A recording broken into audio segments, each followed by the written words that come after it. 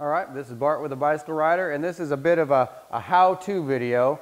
And sometimes, you use YouTube as a resource of how to do things. Well, we are showing you how to mount up a 10-speed cog set to an 11-speed drive body. And we're doing this because I'm swapping the rims on my Marin Gestalt and using these sweet Crank Brothers rims. And my Gestalt X10 is a 10-speed SRAM NX setup.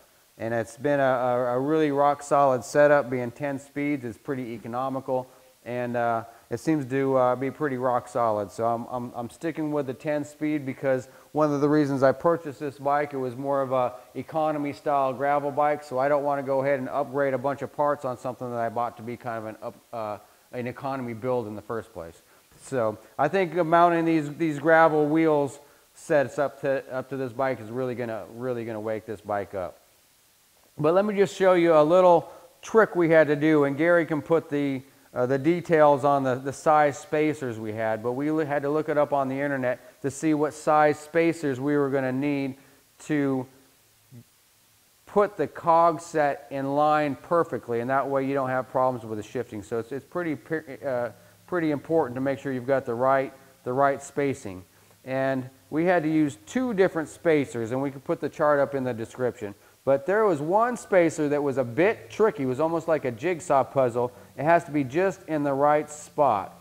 And I do know that there's one thinner rib than the others. And this one didn't seem to line up with that thin rib, and it really was a directional washer. If we turned it the other way, it did not go on this no matter how hard we tried or what combination we tried. But we turned it the other way and we were able to slide it on. So let me just say that this spacer here was a little bit tricky.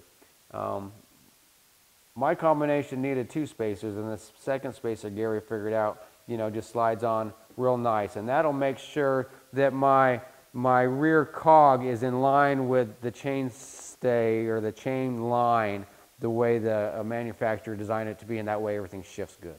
So now that we've got the spacers on, we have to use a tool called the chain whip. And what the chain whip does is it actually wraps around your cog set here and grabs this cog so you can, put a little bit of monkey on this locking ring and be able to loosen the mechanism that holds the cogs into place nice and tight down on your hub. So now that I've got the chain whip on, I can actually use a wrench and this tool here, and of course that slides into there, and you have to keep a little bit of pressure down on it, I found out, because if not, the nut can cock sideways, and when it does, you can either strip out your tool or strip out the part you're working on. So I always try to keep a little bit of thumb pressure on this, or ask some help from a friend if you really have to put a lot of pressure on it. So I'm going to wiggle it loose and knock it free. So I have, and this part just threads on.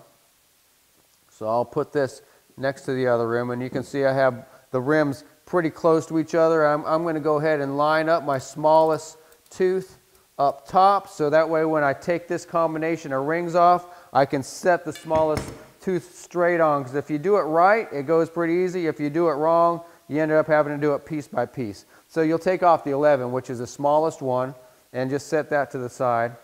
And before I even take this off, I'm going to make sure that my small tooth is lined up at the top, so when I do, I can slip it right on here. And I've got my small tooth to the top. I'm just going to try not to wiggle things around too much, and kind of slip it right in here. And I was kind of lucky that everything fell into place good. Now I can, should always try to clean your things up before you do this process, but I've been riding this bike so much that I figured I would just roll by the seat of my pants here.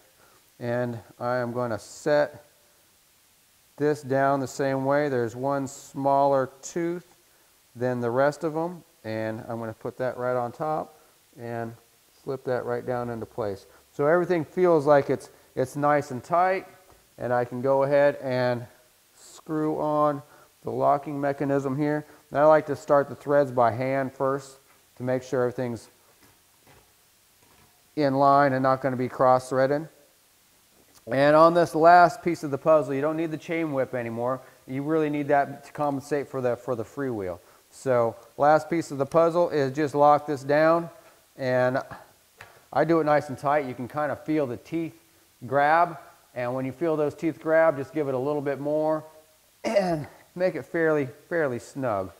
So there is the install of the 10-speed cog set on an 11-speed cassette, and I've got the right spacing in there, so now when I put it on the bike, everything should line up and I should shift well.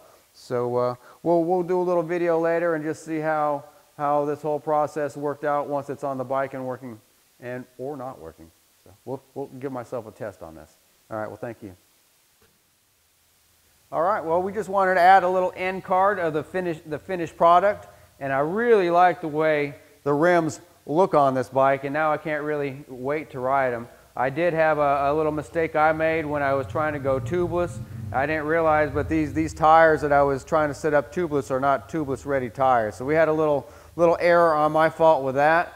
And I guess I'm so used to the mountain bike world where pretty much everything is tubeless now. I have to realize with a 700C and gravel, not everything has gone tubeless. So I did have to put some tubes in these rims, but I guess that's kind of exciting because now I get to shop around for some new tires, and we'll do a tubeless setup once I figure out what tire I want. So if any of you guys have some recommendations for me on some good fast gravel tires, let me know, and I'll definitely take them into consideration. Maybe we can even do a little review on the tire I pick out. But the overall look of the bike I like.